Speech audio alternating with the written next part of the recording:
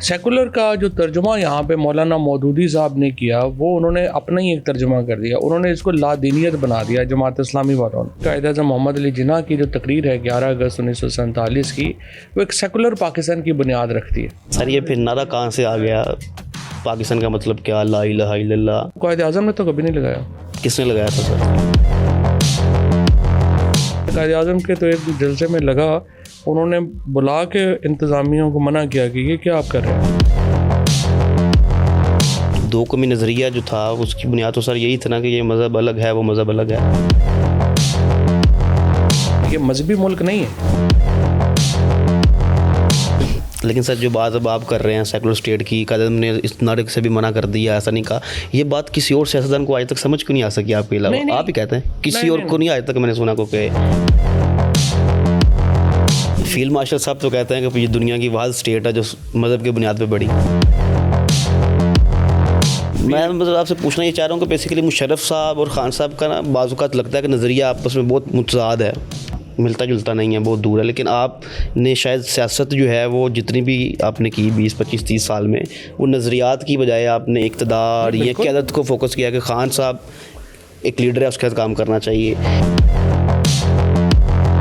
جس سے آپ کے تعلقات اچھے ہوتے ہیں آپ ان کے ساتھ ہوتے ہیں. سر یہ بتائیے گا کہ آج تک جتنی پاکستان میں حکومتیں بنیں, جتنے الیکشنز ہوئے, جتنی بھی حکومتیں, اسٹیبلشمنٹ کی سپورٹ کے بغیر کوئی ایسی حکومت ہے جو بن سکی؟ اسٹیبلشمنٹ کا رول تو رہا ہے 54 آنورڈ اسٹیبلشمنٹ کا رول رہا ہے, کبھی زیادہ رہا ہے کبھی کم رہا ہے. ہمارے ہاں پولیٹیکل پارٹیز بھی ڈکٹیٹرشپس ہی ہیں. یہ ساری پارٹیاں سمجھتی ہیں کہ باہر ہم ملک کے اندر تو ہونی چاہیے ڈیموکریسی, لیکن پارٹی کے اندر ڈکٹیٹرشپ رہنی چاہیے. عمران خان صاحب کی جانشینی کس کے مقدر میں آئے گی؟ ابھی تو پرائم منسٹر بننا ہے انہوں نے.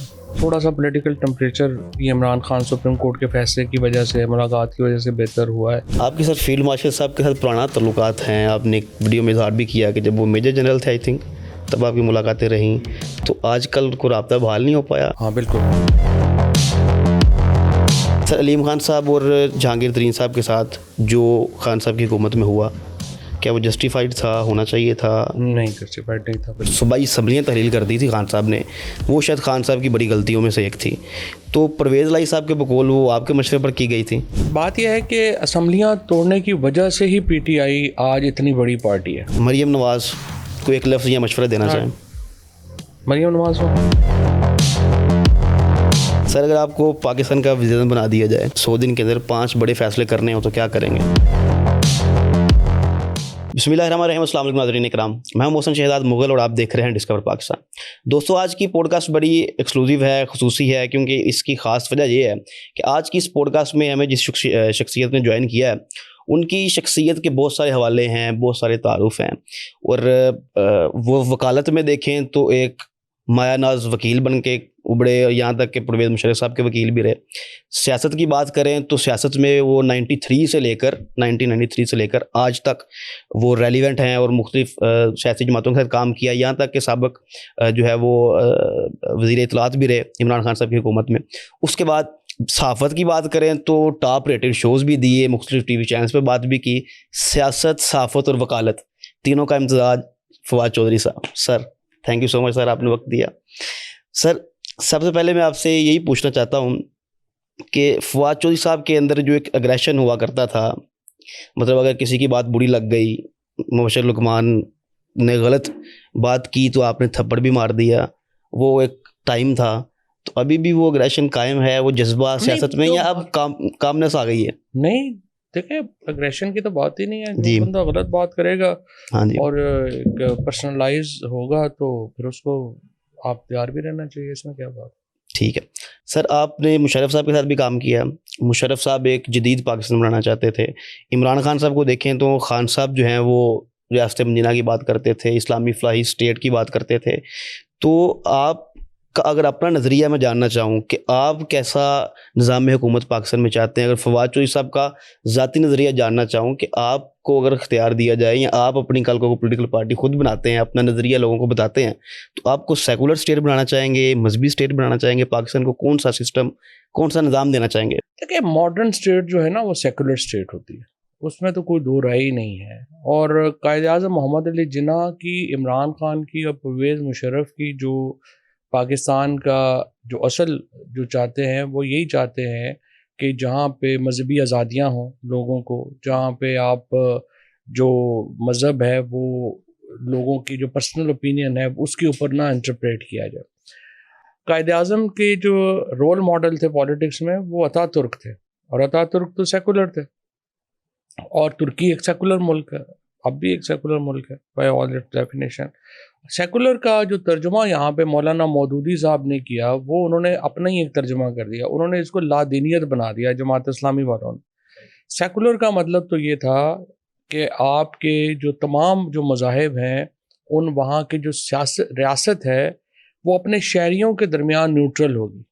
وہ یہ نہیں کرے گی کہ اگر آپ مسلمان ہیں تو آپ کی پریفرنس ہے، اگر آپ مسیح ہیں تو آپ کی پریفرنس نہیں ہے. اور اسی لیے قائد اعظم محمد علی جناح کی جو تقریر ہے 11 اگست 1947 کی، وہ ایک سیکولر پاکستان کی بنیاد رکھتی ہے.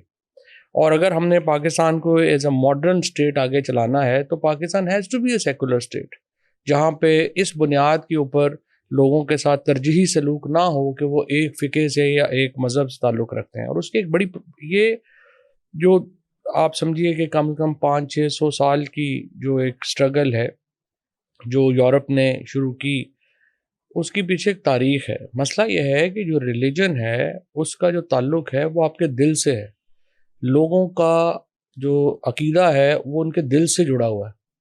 کئی لوگ ہیں وہ 5 وقت کی نماز پڑھتے ہیں، اس کے بعد وہ صبح جو ہے وہ نماز اشراق پڑھتے ہیں، روزے رکھتے ہیں، پھر ان کو پھر بھی سیٹسفیکشن نہیں ہوتی.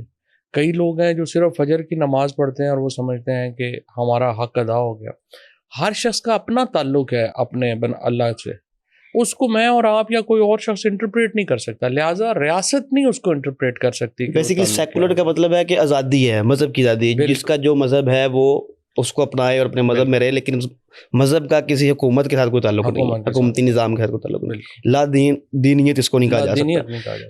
لیکن سر عمران خان صاحب نے تو کہا کہ ہم فلائی اسٹیٹ بنائیں گے، ریاست مدینہ کا نہ لگایا، تب بھی آپ ان کے ساتھ تھے، حالانکہ آپ کا نظریہ تو سیکولرزم والا ہے. نہیں، عمران خان جب کہتے تھے کہ ہم اس کو فلاحی ریاست بنائیں گے، اسلامی فلاحی ریاست، تو وہ مثال کس کی دیتے تھے؟ ریاست مدینہ کی. نہیں، وہ ریاست مدینہ کی ماڈرن مثال کیا دیتے تھے؟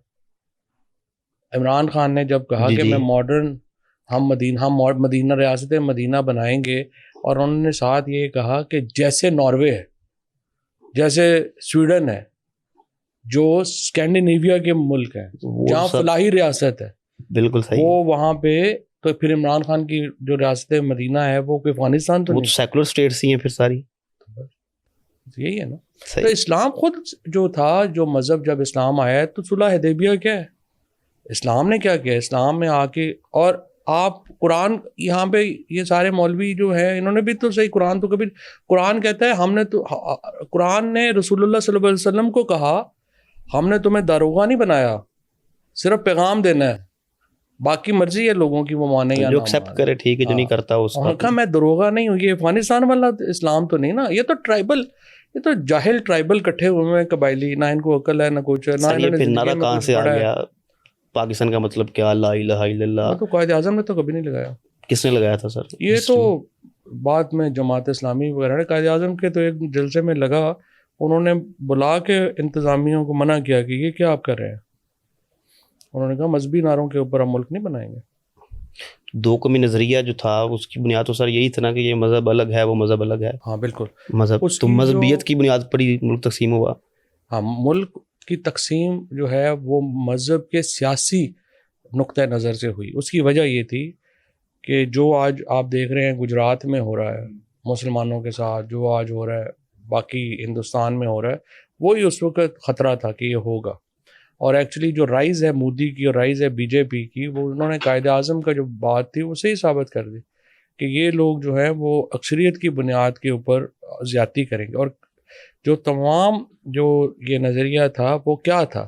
اقلیتوں کے تحفظ کے لیے انہوں نے کہا کہ ایک اور ملک بنانا چاہیے. سب سے بڑی اقلیت مسلمان تھی، اور مسلمانوں کے سیاسی حقوق کے تحفظ کے لیے پاکستان کا قیام امن میں آیا تھا. مذہبی تو انہوں نے پہلے دن ہی کہہ دیا کہ آپ آزاد ہیں. یہ مذہبی ملک نہیں ہے، یہ جو مذہب کی پولیٹیکل انٹرپریٹیشن انہوں نے کی، مذہب کی مولویوں کی انٹرپریٹیشن تھوڑی کر دی انہوں نے. ورنہ تو دیکھیں نا ہر مولوی تو پاکستان بننے کے خلاف تھا. آپ دیکھیے جماعت اسلامی والے تو خلاف مولانا تھے. مودودی جو ہیں وہ خلاف تھے, یہ دیوبند خلاف تھا. ہر جو بڑے جو اصل عالم مولانا ابوالکلام آزاد سے بڑا عالم تو ہندوستان نے پیدا نہیں کیا. مولانا مودودی سے بڑا عالم تو ہندوستان میں پیدا نہیں ہوا. اسی طرح سے یہ علماء دیوبند جو ہیں ان سے بڑے لوگ تو اسلامک نہیں ہیں نا. قائد اعظم محمد علی جناح کو ان سے بڑے عالم تو نہیں تھے. تو ٹھیک ہے, یہ لوگ تو پاکستان بننے کے خلاف تھے. لیکن سر جو تو بات پھر آپ کی بات تو غلط ثابت ہوگی. لیکن سر جو بات اب آپ کر رہے ہیں سیکولر اسٹیٹ کی, قائد اعظم نے اس نعرے سے بھی منع کر دیا, ایسا نہیں کہا, یہ بات کسی اور سیاستدان کو آج تک سمجھ کیوں نہیں آ سکی آپ کے علاوہ؟ آپ ہی کہتے ہیں کسی اور کو نہیں آج تک میں نے سنا کو کہ یہ مذہبی اسٹیٹ نہیں ہے. نہیں بہت اصل میں پرابلم فیلڈ مارشل صاحب تو کہتے ہیں کہ یہ دنیا کی واحد اسٹیٹ ہے جو مذہب کی بنیاد پہ بڑی. میں تو آپ کو کہہ رہا ہوں جی جو آپ نے کہا کہ تقسیم سیاست, تقسیم مذہب کی بنیاد پر سیاسی تقسیم ہوئی ہے. یہ مذہب کی انٹرپریٹیشن, کیونکہ مذہب کی ایک انٹرپریٹیشن ممکن نہیں ہے نا. آپ مثال کے طور کے اوپر جو رومی ہے, اب رومی مسلمانوں کا, ترکس کا, ایک کروڑوں لوگ جو ہیں وہ مولانا رومی کی جو تصنیفات ہیں ان کو دیکھ کے اسلام انہوں نے قبول کیا. مولانا رومی جو ہیں وہ رقص کو ایک انٹیگرل پارٹ سمجھتے ہیں اپنی صوفیزم کا. ہاں جی, ہمارے جو یہ سارے علماء ہیں یہ کہتے ہیں کہ رقص جو ہے وہ حرام ہے. ساز میوزک سب ان کے نزدیک. تو مجھے آپ بتائیں آپ کس کی مانیں گے؟ میں نے آپ سے کہا نا کہ ایک انٹرپریٹیشن ممکن نہیں ہے. اور میں یہ نہیں کہہ رہا کہ جو وہ کہہ رہے ہیں وہ غلط ہے یا یہ کہہ رہے ہیں وہ صحیح ہے. یہ ہر شخص کی ایک اپنی پسند ناپسند ہے, وہ اپنی اس کے مطابق فیصلہ کرے. اللہ تعالیٰ جو ہے وہ قیامت کے دن آپ سے یہ سوال تو نہیں ہو رہا نا کہ آپ کے بیٹے کی غلطیاں کیا تھیں, اب آپ کی والدہ کی غلطیاں کیا تھیں. وہ حساب تو آپ نے اپنا دینا ہے نا. انڈیویجول ہے یہ, انڈیویجول تعلق کو آپ سوسائٹی میں نہیں کر سکتے. سر آپ پیپلز پارٹی میں تو رہے, پیپلز پارٹی میں رہے, مشرف صاحب کے ساتھ بھی رہے, عمران خان صاحب کے ساتھ بھی اب رہے. ریسنٹلی آپ نے انسٹاگرام میں پاکستان پارٹی بھی جوائن کی تھی. پی سی ہوٹل تو گئے تھے آپ لانچنگ سیرمنی میں؟ نہیں, آپ شاید ٹمبکٹو ہوں گے اس وقت. میں ادھر ہی تھا اس وقت. بس آپ کو نہیں پتا کہ وہاں کون گیا تھا. میں مطلب آپ سے پوچھنا یہ چاہ رہا ہوں کہ بیسیکلی مشرف صاحب اور خان صاحب کا نا بعض اوقات لگتا ہے کہ نظریہ آپس میں بہت متضاد ہے, ملتا جلتا نہیں ہے, بہت دور ہے. لیکن آپ نے شاید سیاست جو ہے وہ جتنی بھی آپ نے کی 20 25 30 سال میں, وہ نظریات کی بجائے آپ نے اقتدار یا قیادت کو فوکس کیا کہ خان صاحب ایک لیڈر ہے اس کے ساتھ کام کرنا چاہیے, اقتدار میں مشرف صاحب ہے تو ان کے ساتھ کام کرنا چاہیے. میں مشرف صاحب کے ساتھ اس وقت تھا جب آپ وکیل بنے تھے, میں سمجھ گیا ہوں آپ اپوزیشن میں تھے. عمران خان کے ساتھ میں اس وقت تھا جب وہ اپوزیشن میں تھے. پیپلز پارٹی کے ساتھ میں اس وقت تھا جب پیپلز پارٹی اپوزیشن میں تھی. تو پہلے تو آپ کو یہ کریکشن ہونی چاہیے. دوسری بات یہ ہے کہ جو نظریہ ہے وہ سب سے زیادہ نظریاتی پالیٹکس جو ہے وہ میں نے کی ہے, کیونکہ میں نے پاکستان میں ہمیشہ پروگریسو اور لبرل پالیٹکس کی ہے. جب طالبان کا عروج تھا اور یہاں کوئی بات نہیں کر رہا تھا, اس وقت اگر پاکستان میں کوئی ایک آواز طالبانائزیشن کے خلاف تھی تو وہ میں بات کر رہا تھا. جو ایک کنزرویٹو قبائلی سوسائٹی مذہب کے نام کے اوپر بات کر رہے تھے وہ میں کر رہا تھا, اور ابھی تک جو ہے وہ میں ہی بات کرتا ہوں. باقی پاکستان کے اندر سیاسی جماعتیں نہیں ہیں, پاکستان کے اندر شخصیات ہیں. عمران خان ہوں, بے نظیر بھٹو شہید ہوں, پرویز مشرف صاحب ہوں, یہ شخصیات ہیں, پارٹی ایز سچ ہے نہیں. جس سے آپ کے تعلقات اچھے ہوتے ہیں آپ ان کے ساتھ ہوتے ہیں, اور عمران خان صاحب کے ساتھ ہمارا بہت تعلق تھا 2011 سے. 18ویں ترمیم کے مطابق جو اختیارات تھے وہ تو صوبوں کو تقسیم کر دیے گئے, صوبوں میں بانٹ دیے گئے, لیکن این ایف سی کا اختیار جو تھا وہ تو وفاق کے پاس ہی رہا. لیکن اس میں یہ تھا کہ ہر 5 سال کے بعد اس کو رینیو کیا جائے گا, لیکن اس کو رینیو نہیں کیا گیا پچھلے 16 سال سے. تو اس کے اوپر کسی سیاستدان نے یا کوئی خاص اس پہ بات ہوتی نظر بھی نہیں آئی, اس کی کیا وجہ ہے؟ جو این ایف سی ایوارڈ ہے وہ 2018 میں پورے کا پورا ری ویمپ ہوا 18ویں ترمیم کے بعد, اور اب جو اس کا 57.6% جو ٹیکس میں رقم حاصل ہوتی ہے وہ صوبوں کو جاتی ہے. اب تک تقریباً 35 ٹریلین روپیہ جو ہے وہ صوبوں کو ٹرانسفر ہوا ہے پچھلے کوئی آپ سمجھیے 7-8 سال 8-10 سال میں. اور جو جھگڑا ہے وہ این ایف سی ایوارڈ کا یہ نہیں ہے کہ یہ صوبوں کو نہیں جا رہا یا کچھ نہیں جا رہا. جھگڑا یہ ہے کہ صوبوں کو زیادہ جا رہا ہے, اور صوبے جو ڈلیوری ہے وہ اس طرح سے نہیں کر سکے جو کرنا چاہیے, کیونکہ یہ ایکچولی یہ جو فنڈ ہے یہ صوبوں کو نہیں جا رہا, یہ 4 انڈیویجولز کو جا رہا ہے جن کو ہم چیف منسٹر کہتے ہیں. چیف منسٹر صاحب جو ہیں وہ اس وقت ایک ڈکٹیٹر ہیں پاکستان کے اندر, اور ان لوگوں نے جو پروونشل فائنانس کمیشن ہے وہ نہیں کیا. جو پروونشل فائنانس کمیشن ہے اس کے ذریعے پیسے جانے تھے ڈسٹرکٹس کے پاس, پیسے ڈسٹرکٹس کے پاس نہیں گئے اور وہ رہ گئے سارے آپ کے چیف منسٹرز کے پاس. اور جو اس وقت پاکستان کی گورننس کا پرابلم ہے وہ یہ آ رہا ہے کہ جو چیف منسٹر کی ڈسکریشن ہے ٹو اسپینڈ منی وہ بہت زیادہ ہے, اور اسی لیے یہ ڈبیٹ ہو رہی ہے کہ صوبے نئے ہونے چاہیے, اسی لیے یہ ڈبیٹ ہو رہی ہے کہ لوکل گورنمنٹ ہونی چاہیے, کیونکہ اتنا زیادہ پیسہ صوبوں میں چلا گیا ہے اور چیف منسٹرز کے پاس چلا گیا ہے کہ وہ لوگ اتنا مغل بادشاہوں نے بھی نہیں سوچا ہوگا کہ ہم ایسے پیسے خرچ کریں گے, جس کی وجہ سے ایک انوملی کریٹ ہو گئی ہے پاکستان میں. اور لوگ سمجھتے ہیں کہ یہ جو چیف منسٹرز کا اختیار ہے پیسے بانٹنے کا, اس کے اوپر چیک ہونا چاہیے, اور اس کی اب ایک بحث ہے کہ آپ کے صوبے نئے بننے چاہیے. کوئی کہہ رہے ہیں کہ ہمیں ایڈمنسٹریٹو یونٹس جو ہمارے ڈویژنز ہیں ان کو ہمیں مضبوط کر دینا چاہیے. کوئی کہہ رہے ہیں کہ نہیں, آپ جو ایگزسٹنگ سسٹم ہے اس میں لوکل گورنمنٹ تگڑی لے کے آئیں اور وہ آگے چلے. تو یہ ایک 3-4 ورژنز ہیں جو چل رہے ہیں. آپ سر, آپ کا اس کے بارے میں کیا خیال ہے؟ صوبے بننے چاہیے جو کہا جاتا ہے ڈویژن کو صوبہ بنا دیں, جتنی ڈویژن ہیں ان کو ایک ایک کو صوبہ بنا دیں, تو یہ کیسے مینج ہوگا؟ آپ اس پہ اگر بات کریں. پاکستان کے جو آئین کا آرٹیکل 140 ہے اس نے یہ کہا کہ آپ 140 ہے, اس نے کہا کہ فائنینشیل, ایڈمنسٹریٹو اور پولیٹیکل ڈیولوشن ہونی چاہیے آن دا لوکل گورنمنٹ. اب یہ ممکن نہیں ہے نئے صوبے بنے بغیر, کیونکہ آپ کی جو پولیٹیکل اور ایڈمنسٹریٹو ڈیولوشن ہے وہ صرف ممکن ہے نئے صوبوں کے ذریعے. جو ہمارا مسئلہ ہے وہ یہ ہے کہ ہماری اس وقت جو بحث ہے وہ ایک آئیڈینٹی کی بحث ہے اور ایک طرف ڈیولوشن کی بحث ہے, اور ہم ان دو بحث کے درمیان پھنسے ہوئے ہیں.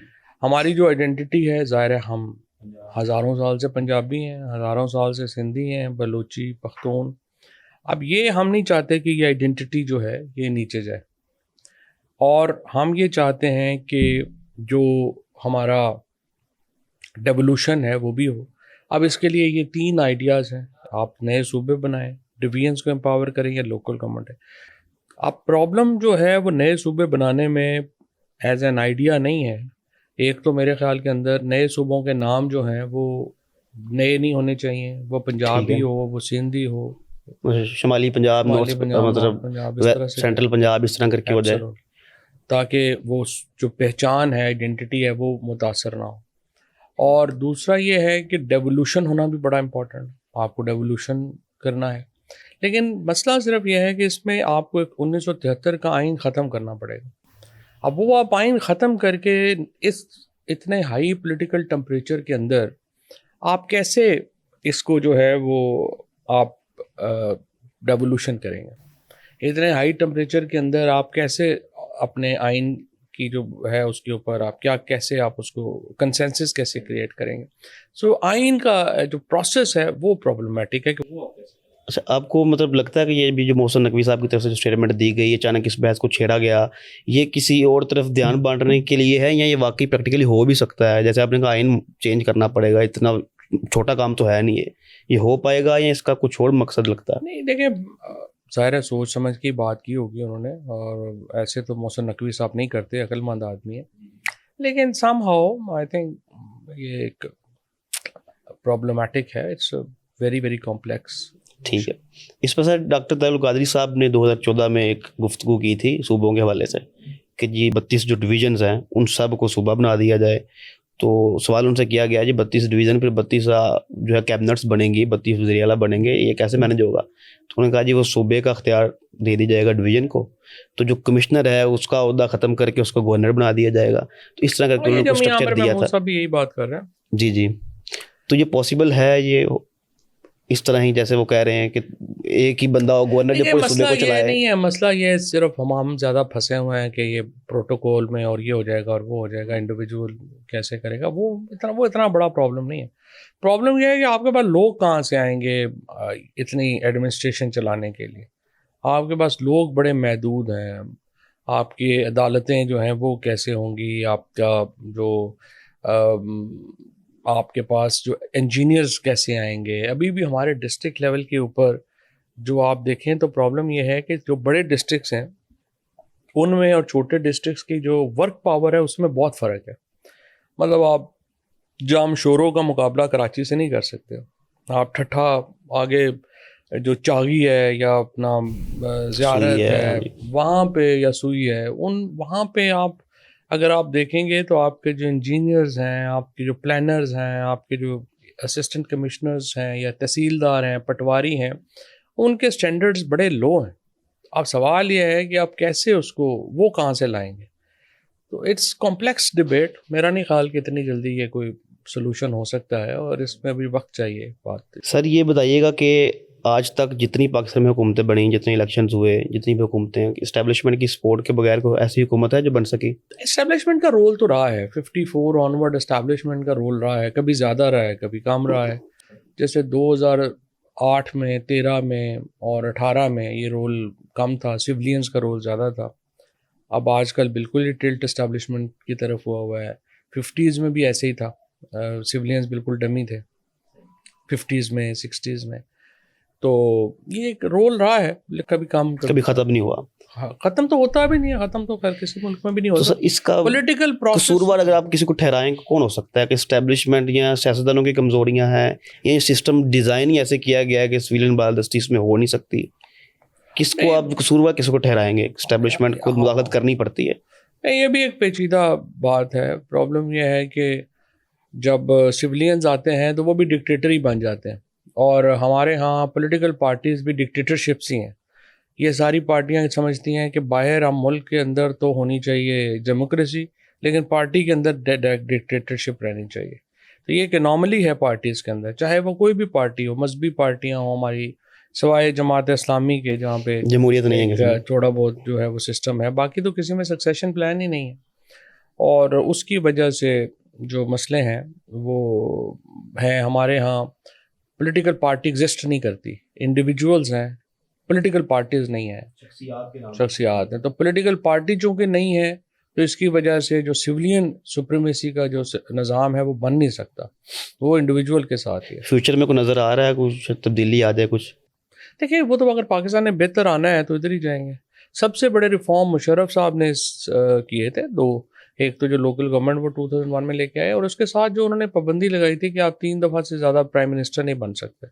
اگر وہ ہو جاتی تو بھی سکسیشن کا کوئی سسٹم جو ہے وہ آ جانا. ٹھیک ہے سر. پاکستان میں آپ کو لگتا ہے کہ جمہوریت ایگزسٹ کرتی ہے؟ جمہوریت ہے جو اس وقت کا انتخابی نظام ظاہر ہے, یہ تو کوئی سوال ہی نہیں. اوبیسلی پاکستان میں جمہوریت نہیں ہے, پاکستان تو اتھارٹیرین ہے, اس میں یہ تو کوئی سر دیکھیں اگر انتخابی نظام کو ہم دیکھتے ہیں, کوئی انتخاب ہوا ہی نہیں. انتخاب بھی یہ تھوڑی ہوتا ہے کہ بس آپ کاغذوں میں کہہ دیں الیکشن ہو گیا.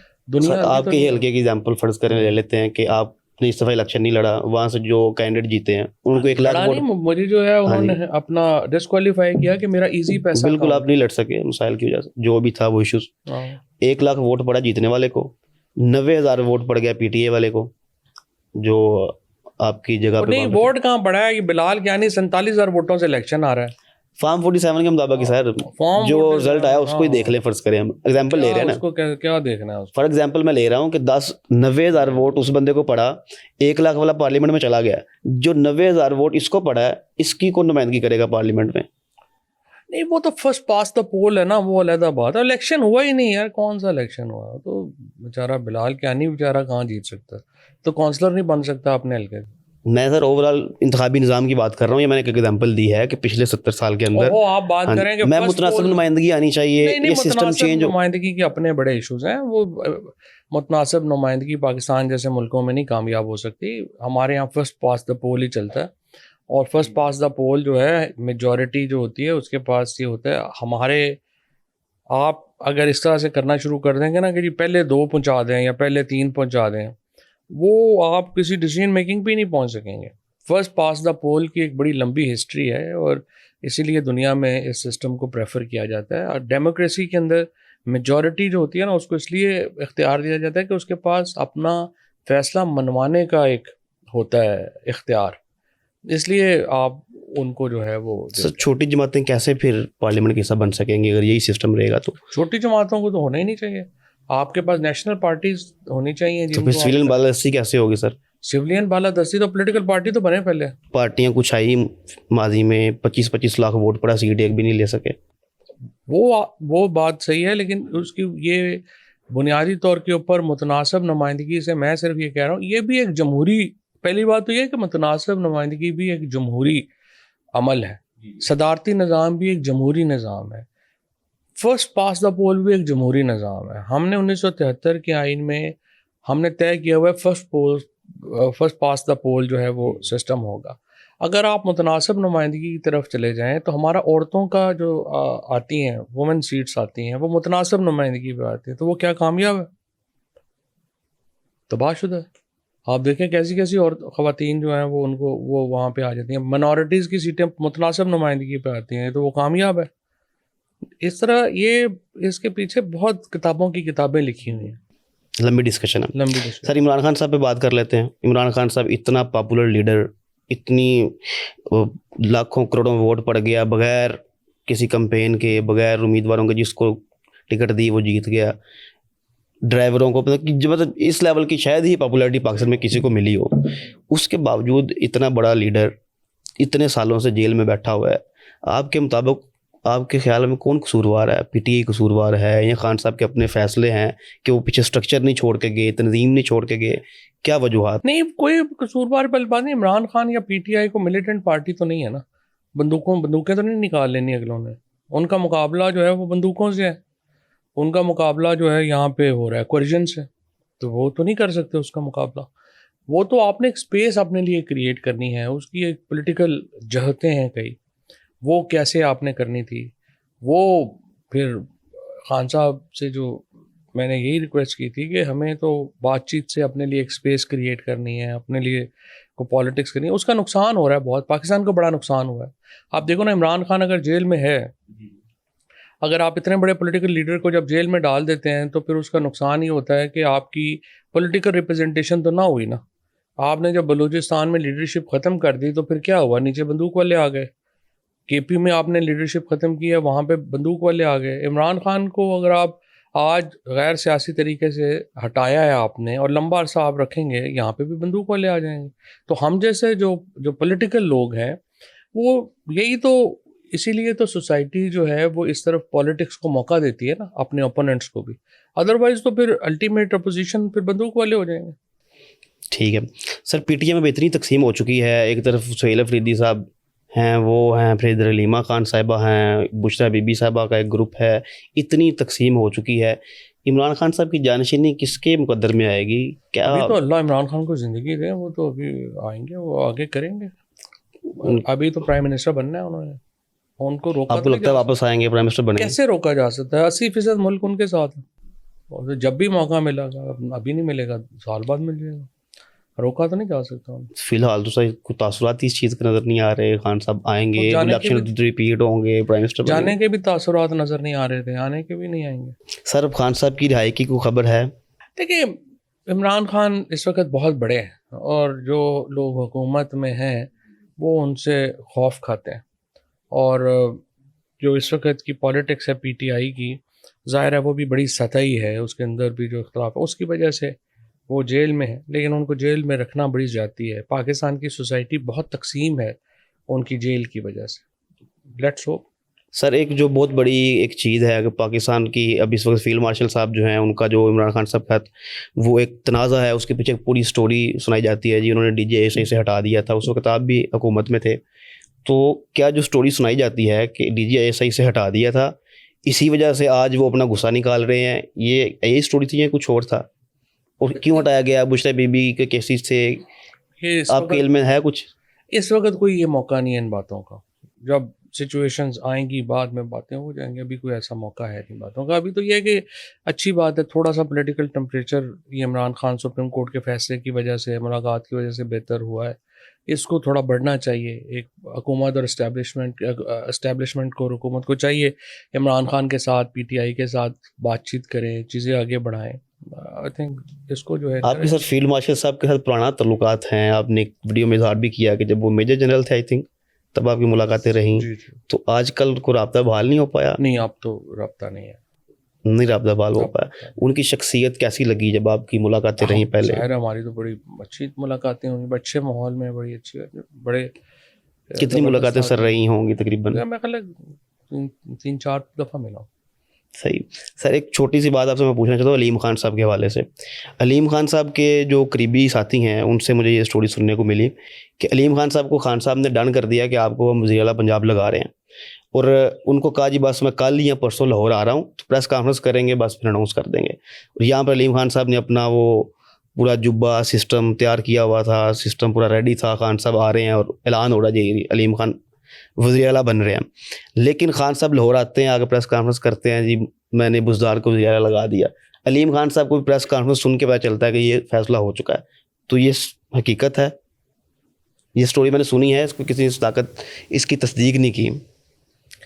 نہیں, میرا خیال ہے عمران خان پہلے سے طے کر چکے تھے کہ عثمان بزدار وزیر اعلیٰ ہوں گے. علیم خان کو پتا تھا ان کو وزیر اعلیٰ نہیں بنائے.